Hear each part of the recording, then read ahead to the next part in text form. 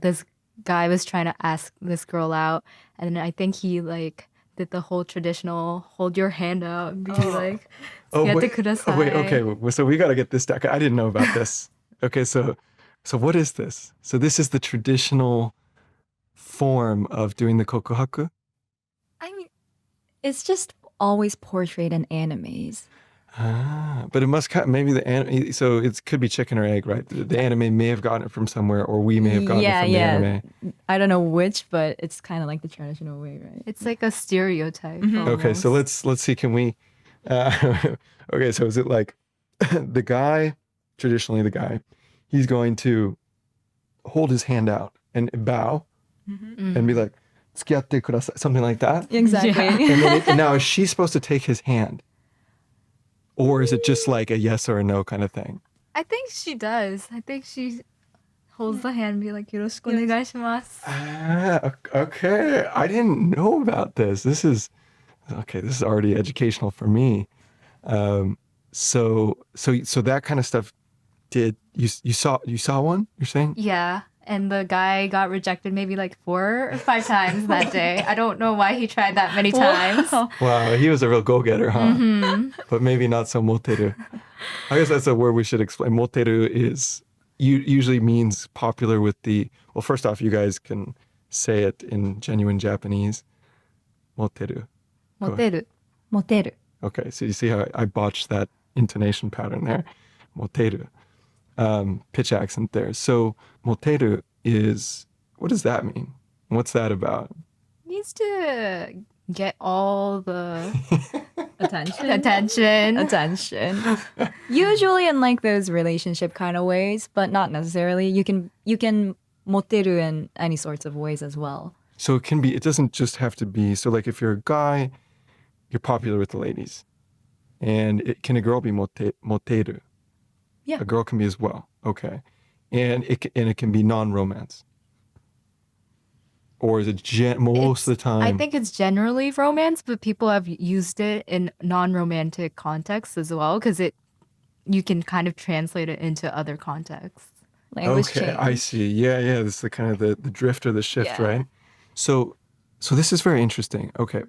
It's kind of like it's kind of like the term rizz, I would say. Which yeah, I get it. And so it's kind of like that. So it's like somebody that just has that game, charm, smoothness, what that je ne, as the French might say, and I don't speak French, so je ne sais quoi, right? That's the, that whatever that it factor is that kind of what it is? Yeah. Pretty much exactly like that. Okay, so it's like that guy in the anime who everybody's like, all the girls are like, let me make you a bento.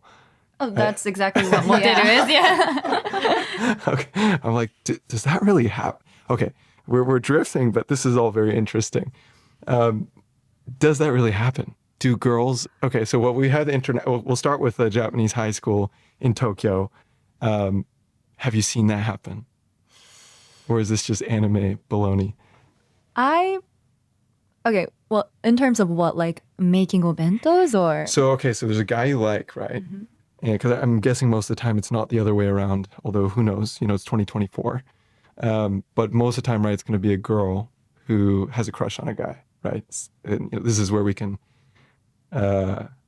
say maybe 好きな人がいる. If you guys don't mind giving the genuine version of that, go ahead. 好きな人がいる. 好きな人がいる. Sounds so much better than me. So that's like if you got a person that you like, right? If there's somebody that you like, I think that's what that means, right?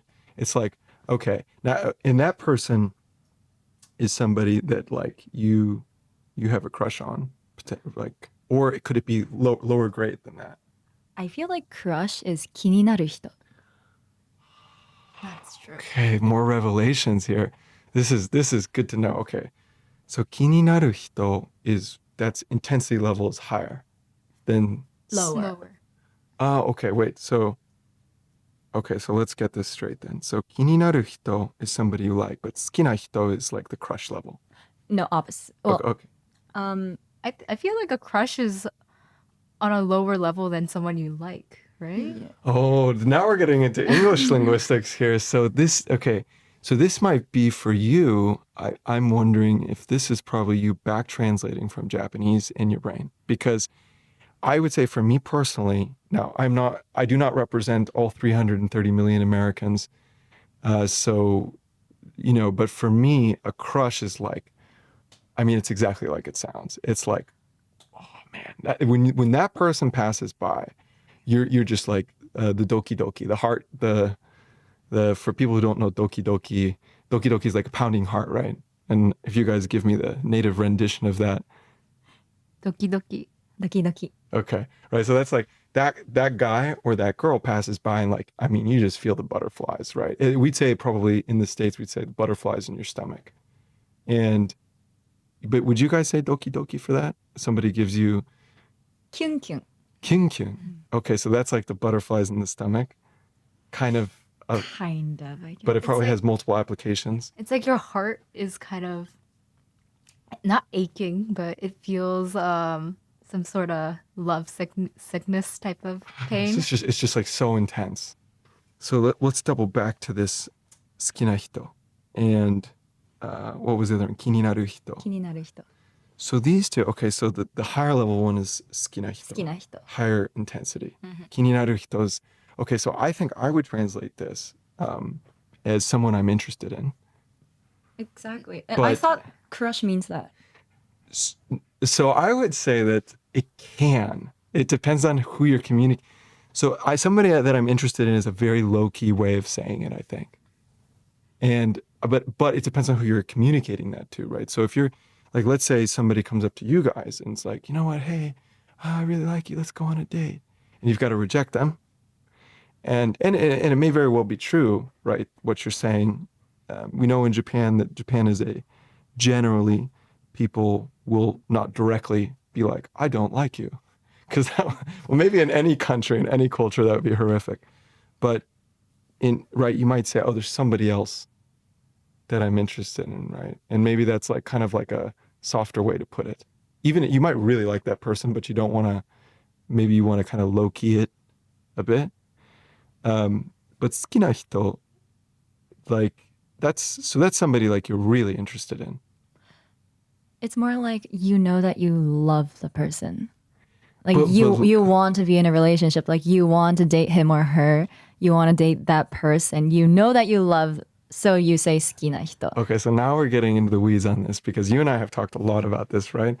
So there's a great show which I recommend anybody studying Japanese. It's called Terrace House. Unfortunately, it ended a couple of years ago with tragedy. You know about it? Yes. Okay, this amongst, I think, serious people, people who are seriously learning Japanese, Terrace House is very famous. And I think it's a fantastic show to learn Japanese from because it's reality, so it's conversational, it's romance, it's engaging, it's fun. And I remember, we talked about this, I think, watching the show. And actually, I was watching this with somebody who is a bilingual one time, somebody who does work professionally in translation. This is a long time ago. And we were looking at the translations, and there was the Kokuhaku moment, right? And I said, blah, blah, blah, blah, suki this, or something like that, right? And they translated on the bottom, I love you. And I'm like, is this person okay? Because you guys have known each other for 5 weeks, and you haven't even kissed. How could you say that you love this person? Are you okay? And like, this is my response. And then I was talking to my friend who, she's just like you guys. Well, she's a Kikoku Shijo from Southern California and actually went to Waseda. Oh.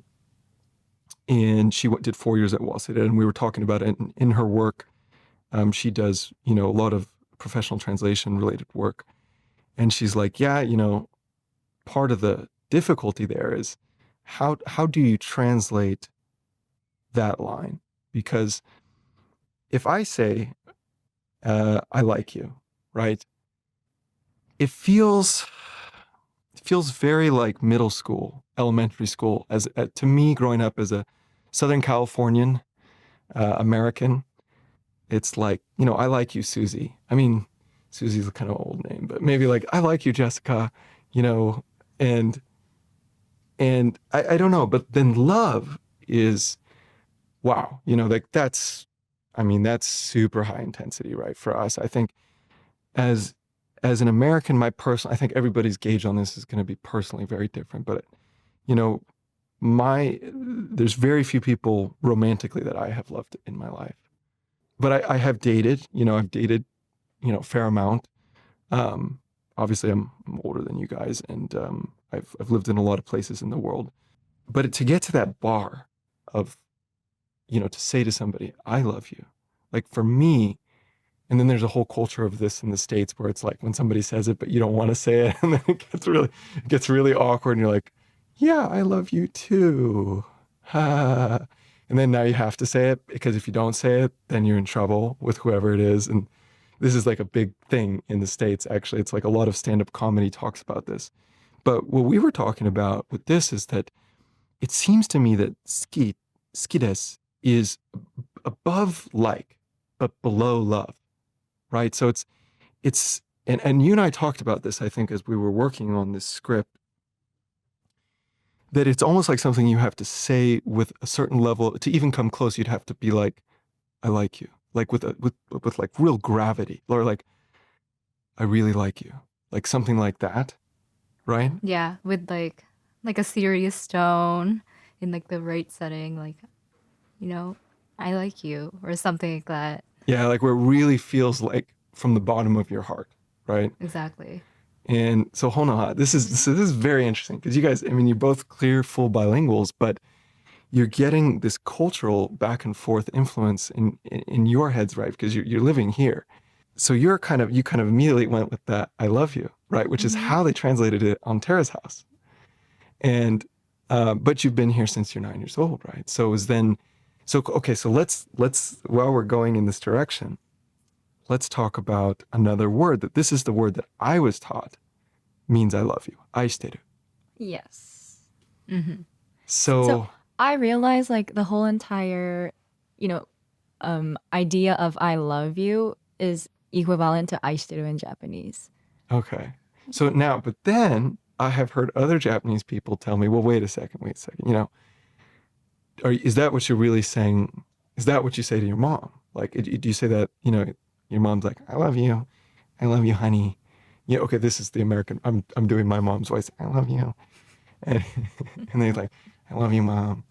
Like, is that something you'll say every day, or is it more like, so here we're kind of transversing into an interesting area, right? So we have the romantic sphere, and then we have the family sphere. And we know there's a lot of crossover. So I can say, like, for example, from what I know of Spanish, there's te quiero, which it literally translates as I want you. And if you're an American and you don't know Spanish, you're like, why would you're saying that to your mother? But it actually means I love you. It's really like, from my understanding, again, I'm not a native speaker of Spanish. I've studied it a bit. It's basically I love you, right? So in Japanese, like with family members, will you say aishiteru, or is it still really more like, do you say like suki desu, or? I feel like it's not common, like you don't hear it all the time, but maybe when you're like trying to write like a heartfelt letter, or when your family member's going through something and you really need to reassure them and show them your love for them, they might use aishiteru. It's not like every morning before you go to work or school, you say aishiteru, aishiteru. Unless they're very lovey-dovey, all that passion. So it's like they're like a Latin version of a Japanese family where they're just like super effusive, like Italian, kind of like, Yeah. I love you so much. Like in Brazil, everybody's just like hugging and kissing and complimenting. And I don't know if that would be more common in like Kansai, or that's my image of Latin part of Japan, right? So, but you're saying, generally speaking, aishiteru is kind of extra special.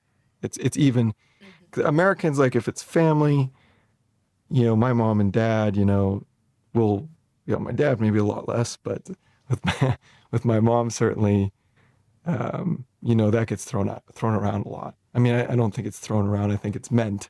I don't think my mom's like just playing games with me, but she probably means it.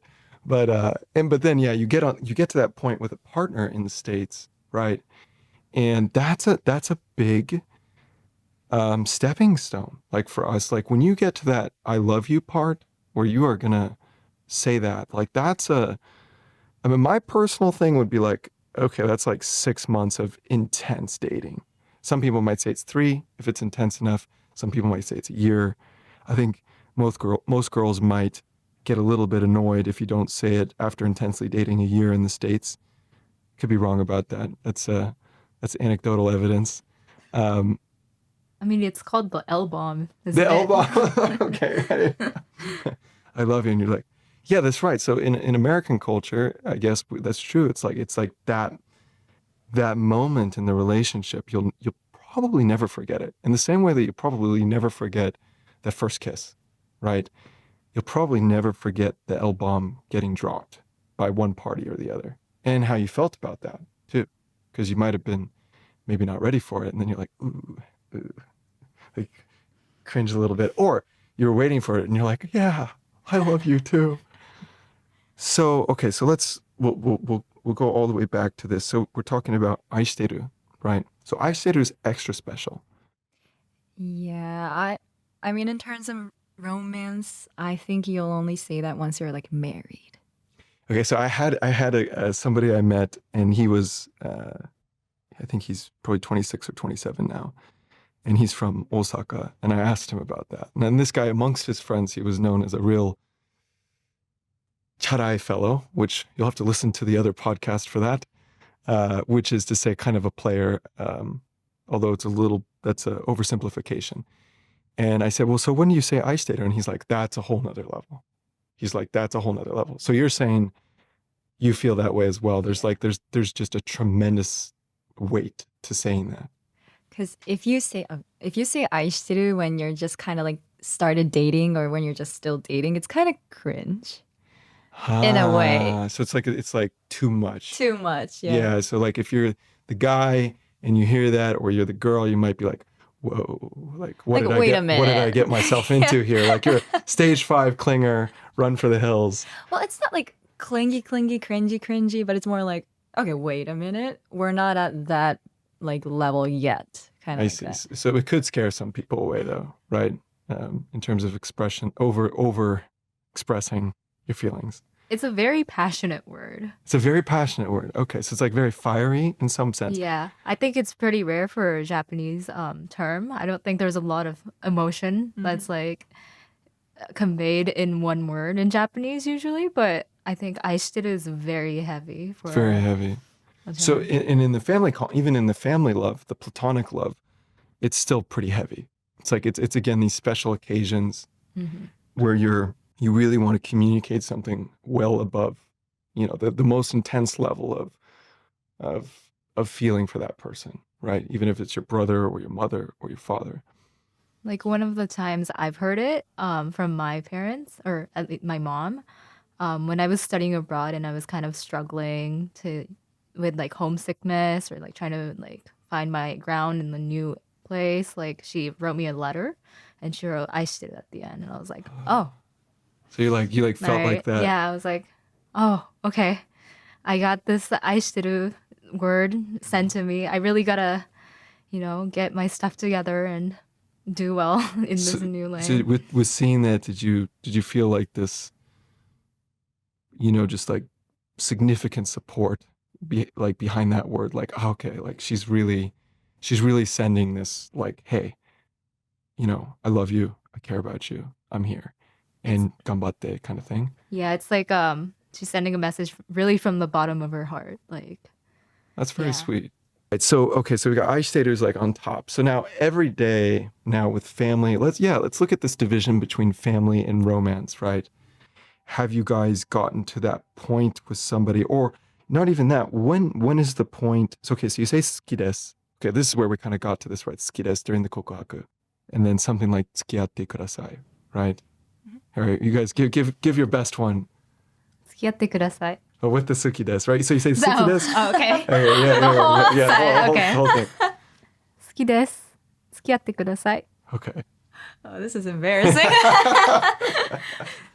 きです. 付き合ってください. Yeah, I guess women are probably not as used to saying this, right? This is like the guy's like in the mirror, probably like before that big date, right? He's like looking in the mirror. He's like, 好きです. Maybe. Well, also there's variations. Nowadays, I don't think a lot of people say 好きです、付き合ってください. Okay, so this is another interesting question, right? I mean, we're sort of kind of getting into that zone. Okay, so we've established that 好きです is quite significant. It's certainly more significant than, maybe what a lot of Americans would think of as I like you. Unless it's said with like that full gravity, that full emotional punch, and that kind of stillness of meaning that you were discussing, right? So, 好きです in terms of family, okay, in terms of romantic partners, is that something that you will say every day? There's this another word, Okay. 大好き. That's right. Okay, that's right. Okay, this is like Japanese, like first semester Japanese here. That's